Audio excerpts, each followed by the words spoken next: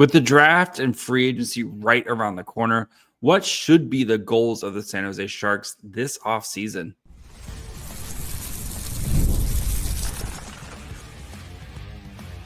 You're Locked On Sharks, your daily podcast on the San Jose Sharks, part of the Locked On Podcast Network, your team every day. Hello, welcome to Locked On Sharks, the premier hockey podcast covering your favorite team, the Bay Area. My name is JD Young, caretaker at the Reef, also the co-host of Locked On NHL. I want to thank you for making Locked On Sharks your first listen. Proudly part of the Locked On Network. We cover your team every day. And if you want to be an everyday, all you have to do is just follow along wherever you get podcasts, or you can watch on YouTube as well. And today we're going to be examining 3 goals that I think the Sharks should have this offseason, whether it be via trades, draft, free agency, whatever it is.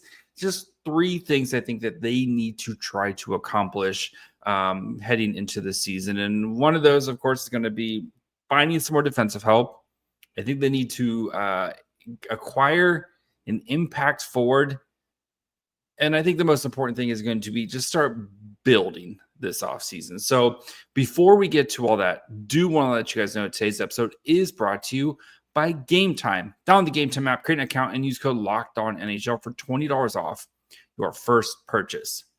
So we spent the majority of this week kind of doing our simulated offseason, right? And I think from that, kind of some of the goals that I had in mind and some goals I think that the Sharks should kind of accomplish, I think kind of came out of that. Right. Also, RAP, the Mason Marchment dream, as he got traded to the Seattle Kraken for a 3rd round pick and a 4th round pick. So even though it wasn't Mike Grier, I feel like it was a personal win for me, as I got that right of what I thought Mason Marchment's value would be. And turns out a 3rd and a 4th round pick. Yes, very sad Mason Marchment didn't come to San Jose, but we move onwards. So, but kind of one of the things, coming out of at least my simulated off season and what the approach I tried to take, right? I'm self-admittedly a little bit more conservative with it than I probably could have been or probably should have been, but a little bit more conservative with it. But finding more defensive help for the Sharks, right? And going back to the end of the year exit interviews, Mike Grier himself talked about finding more defensive help, guys who can get the puck out of their own zone and get the puck moving the other way and just being better in their own zone. That is one of the biggest things I think Mike Grier wants to try to accomplish and should try to accomplish this offseason, right?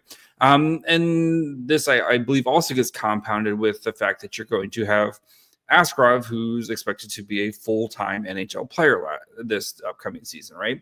And we've seen the blueprint before.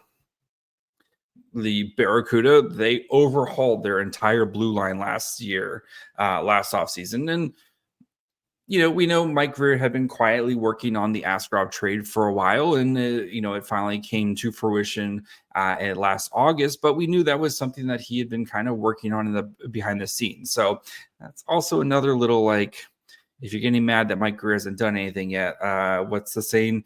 Real G's move in silence like lasagna. Let Mike Grier do his thing, guys. He pulled off the Askrov trade. Nobody knew. The Hurdle trade, nobody knew. We know when Grier is doing, it usually comes out right as it's about ready to happen, because that's how Mike Grier likes to work. So let's not get mad that the Sharks didn't acquire Mason Marchment. Anyway, but back to the defensive help.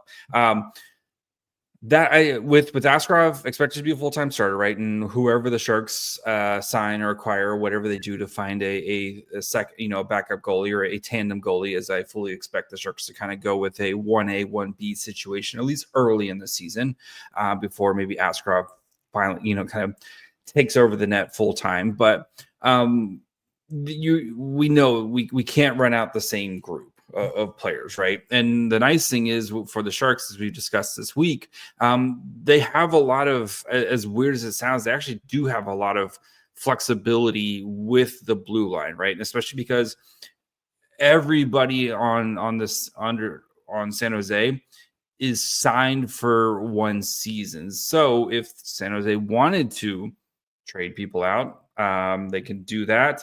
Like, there's nothing prohibiting you from being aggressive and getting some players who can help the blue line right now, because running Ferraro and Liljegren and Desharnais and Henry Thrun and Mook Madulin and Vlasic out there again and Jack Thompson, like, I like some of those players. Like, I think Mook Madulin's going to have a big season this year. I like Jack Thompson a lot. I think Liljegren and Ferraro are serviceable players, and like Vlasic is a fine seventh defenseman. Like, it's nothing against them, but as I've said it before, and I'll continue to say, you can't run out the same defensive pairings and just go, I hope they get better, guys. Because it's not reasonable to just feel like all of a sudden this defensive group is going to go from one of the worst to just being average, right? And I think there does need to be an injection of talent. And whether that's one, maybe Sam Dickinson makes the NHL, but still you're asking a 19-year-old. That's a lot to ask of a 19-year-old defenseman to kind of carry the load and be that guy this year. And if Dickinson does play this year in the NHL, he's probably going to get his butt kicked for at least half the season at least, right? And you can point to Will Smith, who got his butt kicked for half the season before things finally clicked. And it's a lot easier to hide a forward than it is to hide a defenseman. So while I think Sam Dickinson is going to be a great San Jose Shark, I think that you do have to also temper expectations of realistically what you expect from Dickinson, right? And maybe Cagnoni makes the leap and becomes a full-time NHL player. Like, there are some options there, but I don't want to just bank on natural growth, internal growth, especially for, again, Dickinson, who's 19, Cagnoni, who's 20, turns 21 in December. Guys like that are that young. And, like I said, we do expect growth from Mook Madulin and some of these other players, but you have to go out and acquire real NHL defensemen who are good in their own zone and can help the Sharks' biggest issue of just getting the puck from point A to point B out of their own zone.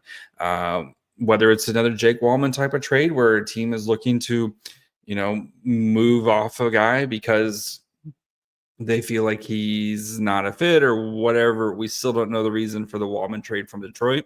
If you're aggressive and you go out and get a guy like Noah Dobson, who's been reportedly, it sounds like the Noah Dobson trade rumors are starting to kind of gear up again.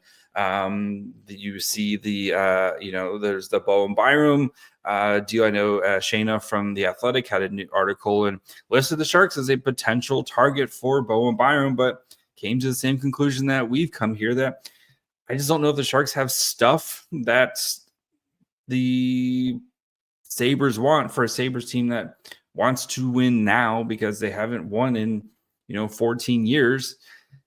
Maybe there's a fit still there, or using your biggest asset that you have, and that's your cap space, right? I mean, the Sharks have the most cap space heading into free agency.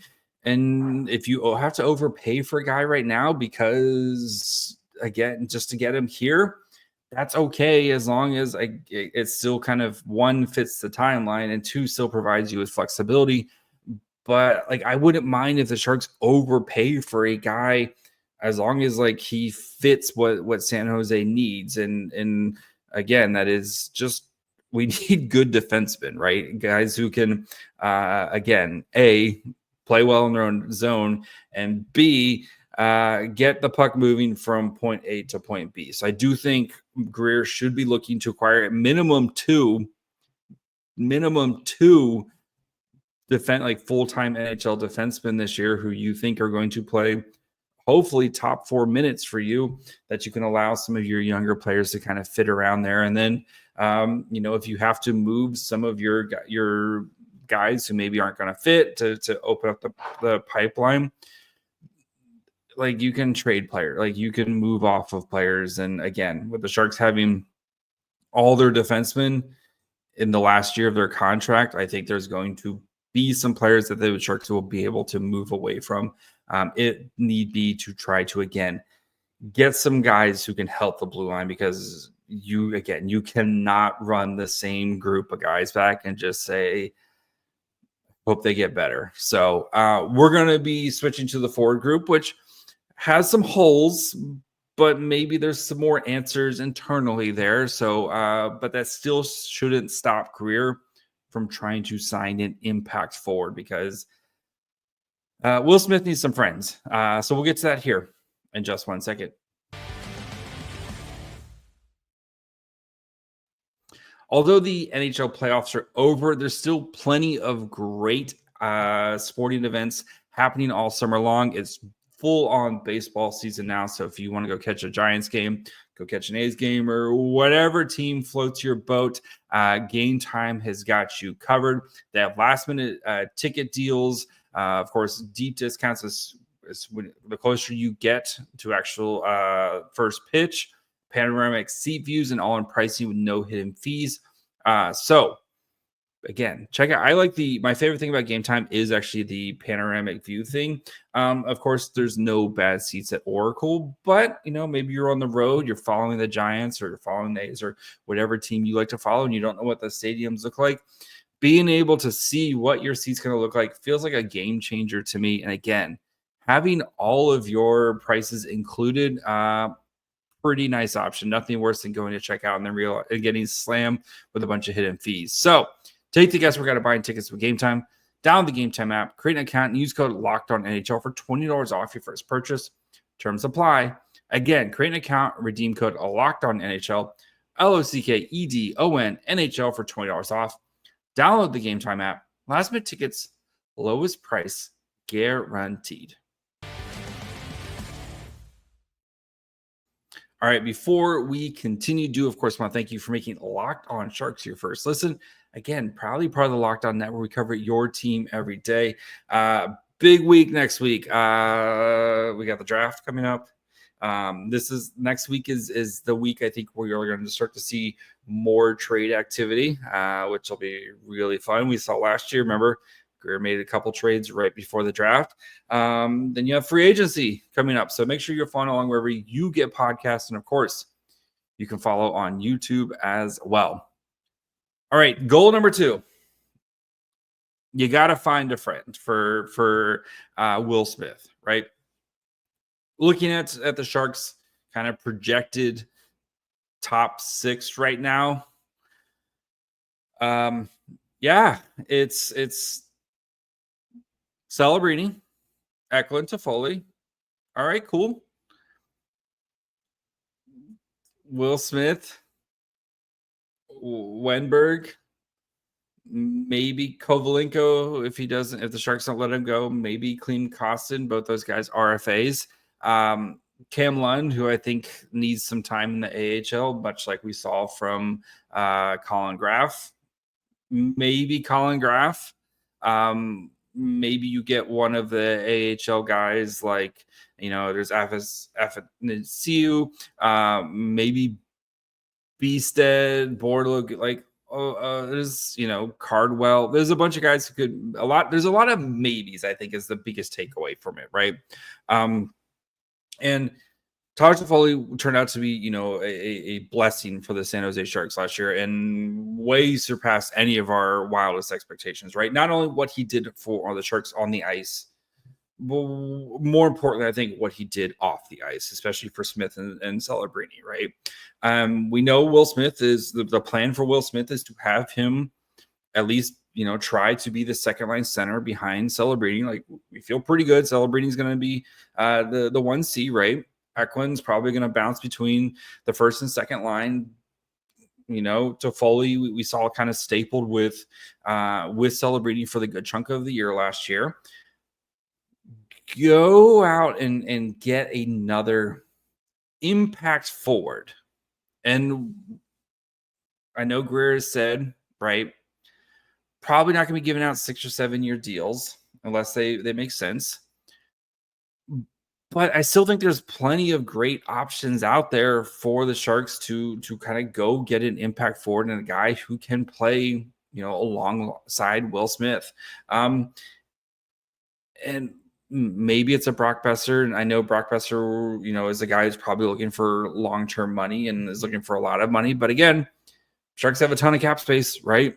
$40 million of cap space heading into free agency and a minimum of $20 million they have to spend just to hit the cap floor, right? Comfortably hit the cap floor. Whether it's via trade, again, you have that 30th pick, which I didn't trade in my simulated off season, but I still feel like the Sharks are going to trade that pick to go find a impact player right now. And I do believe as much as there's room for growth, and we do feel like Celebrini in year 2 going to be really good, right? Smith in year 2, like we saw the second half of the season for Will Smith last year. You saw why the Sharks were so excited about him and why they picked him 4th overall, right? Was, I think, 42 points in the last 45 games of the season for Will Smith. Not a bad end to the season for him. And yes, there's going to be questions about his long-term future at 2C and if he can be a center and stuff. And, again, I think the Sharks are going to give him all the opportunity in the world. And if they draft Michael Misa, then, you just kind of figure it out, right? It's not like Will Smith can't play on the wing, and Will Smith was great on the wing this season. Again, 42 points in the last 45 games, right? Whatever it was pretty high, right? Whatever he was very productive. But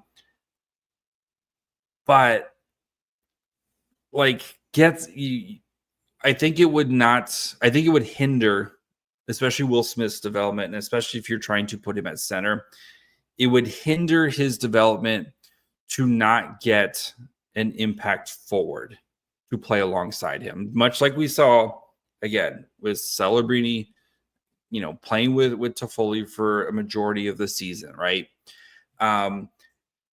Getting someone who can come in and just make life a little bit easier for Will Smith as he tries to kind of switch back to playing center for this season for the Sharks. I just listed the talent, like the names on the roster right now. Which of those guys do you feel like can make a big impact at that? Again, maybe Chernyshov, again, like even the young guys, right? Chernyshov, Musty, all these other guys that maybe they crack the NHL lineup at some point next year, but they're going to be, 19, 20 years old themselves, rookies trying to make their way through the NHL.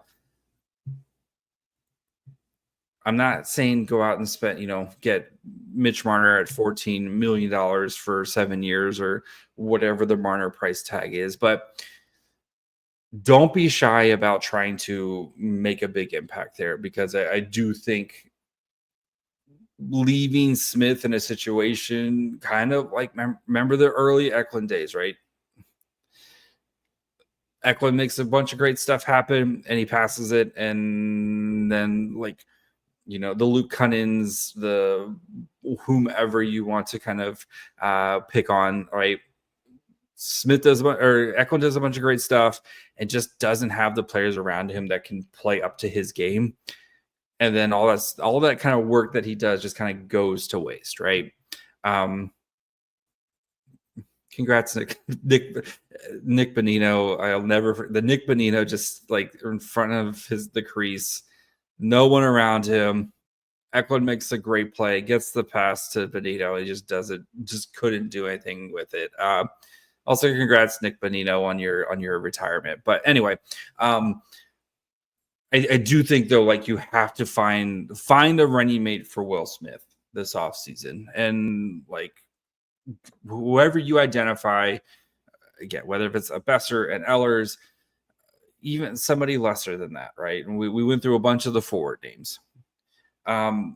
Go find somebody who you believe can just make Will Smith's life a little bit easier as he tries to go through season 2, especially kind of shifting back to playing center. Oh, I know it's his natural position and stuff, but it's a big ass. It's a big, ask for Will Smith, I think, in year 2 to play center.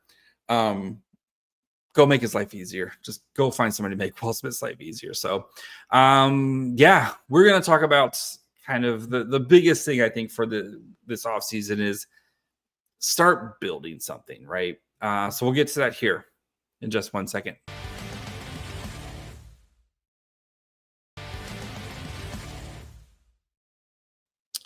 Thank you for making Locked On Sharks your first listen. For your second listen, check out the Locked On NHL podcast. There is no off season here at Locked On. We're still bringing you the daily league-wide stories that matter most with local coverage you love from Locked On. Find Locked On NHL on YouTube or wherever you listen to podcasts. All right. You got to start building, Mike Grier. Goal number 3, right? I kind of talked about it yesterday, but still, I think the days of just being the doormat of the league need to be over, right? And we saw the Sharks team last year much better. Like, they played harder. They were just a much more competent team under Warsofsky. Yes, not the most talented team in the world, right? We know that. Just they played harder. They were in more games. They didn't win a lot, I know, etc. But I think you do need to start seeing results. And I'm not putting this on Warsofsky like that. I think you need to give Warsofsky some pieces to actually cook, right? You need to give pieces for Warsofsky to actually start seeing results this offseason, right? And again, like, finding some defensive help, huge. Finding an impact forward would be huge for the Sharks. We know you're gonna have a all new net this year, right? Alexander Georgiev, thank you for your services. We know Askrov's going to be expected to be the opening night starter on the roster opening night, right? Whatever you do, backup goalie, if it's Jake Allen or you make a trade, Alex Lyon or whomever the Sharks go out and acquire, right? It's going to be a whole new net there. But I do think, like, we want to start seeing some moves that are, or at least personally, right? I want to start seeing some things that are not just all short-term fixes, right? And I don't want don't give out like 4 7-year contracts and where you're kind of boxing yourself in. Like, you still want to maintain flexibility, right? Maintaining flexibility and the ability to kind of move and be able to take advantage of another team if they have a star player available or whatever it is, right? Being able to be in on those conversations because you have the cap space, you have the assets, whatever it is, that's still paramount to what Mike Grier is doing, right?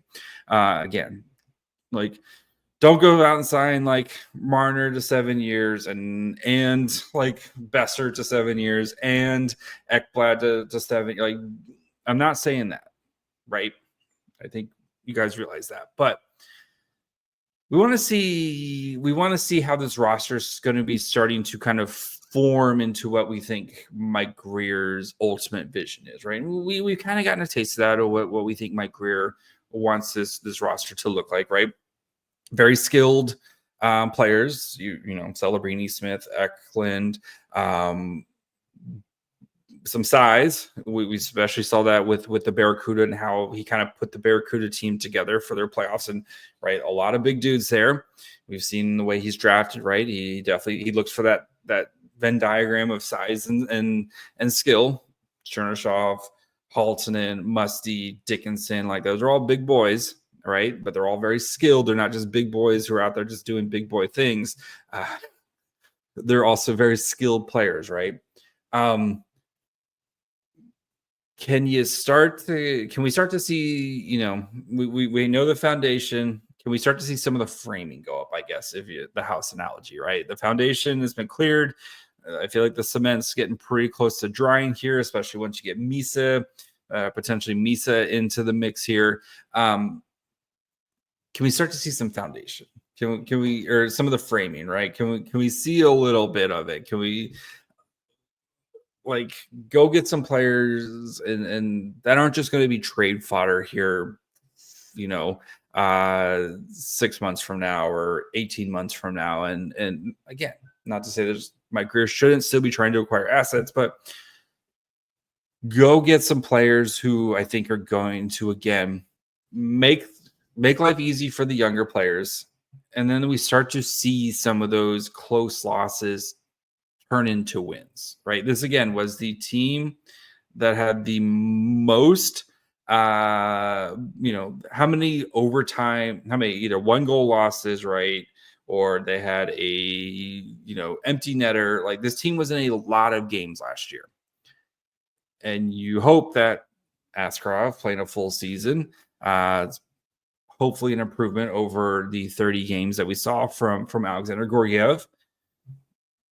Natural development from Will Smith and Eklund and Celebrini and, any of the other young players that you want to mention and keep in there, Mukamadulin and Thrun and Thrun or Thompson or, some of these other players who, maybe start kind of taking that next step here. But give these guys some help. It cannot just be all the young guys doing everything. I think that's one of the big issues from last year, right? Was if it wasn't Celebrini and if it was, especially at the end of the season, right? If it wasn't Celebrini and if it wasn't Smith and it wasn't like kind of those big guys, who else can kind of help pull the rope? And I think that's hopefully Grier's thinking about that, right? Is as much as we think I think Celebrini is a budding superstar, like going to be like one of the potential like faces of the league. That's how highly I think of Celebrini after this last season. Right. And Will Smith, I think Will Smith showed a lot, and I think Eklund's very good. And like I said, I think Sam Dickinson is going to be very good. If he plays in the NHL or not, like this year. But I do think you have to add some more stability and some more pieces around that aren't just going to be gone right away, right? And then that way, guys like Musty and Chernyshov and whomever else of these young players, especially among the forwards, they have some competition, right? And we know Grier likes that competition, right? Where you're not just handing jobs to these guys. And give them something to work towards. Like, those guys aren't just going to be on the NHL roster just because, Musty was a first-round pick and Chernyshov was a high second-round pick, or those guys have to earn their jobs and be better than the guys that are currently on the NHL roster. And I think that's the best kind of attitude for them, especially if you don't want them bouncing between the NHL and the AHL. You want them to kind of stick. I think, again, kind of set the bar for some of these young guys. Like, I got to be better than this guy if I want to get in and play meaningful minutes and stick around the lineup. So, again, doesn't mean sign everybody to 7-year deals. So it is like Grier does have to thread the needle here. Like, it is a bit of threading the needle. But I think it would behoove you to start building something and kind of starting to see what we expect this team to look like as it continues its growth and its development. So that's gonna be it for me today. We'll be back next week. We're gonna be doing either Monday or Tuesday. We'll be doing the Michael Misa deep dive, as we've kind of done with last year. We did the Celebrini one. Year before that, we did the Will Smith one. So we'll do the Michael Misa deep dive and kind of what to expect and what we, with Michael Misa. We're going to mock drafts. I'm sure we'll get plenty of great fun news as well. So make sure you're following along wherever you get podcasts. And of course, you can watch on YouTube as well. Follow the show on Twitter, Facebook, and Instagram at Locked On Sharks. Follow me on Twitter and Blue Sky at My Fryhole. Until next week, bye, friends.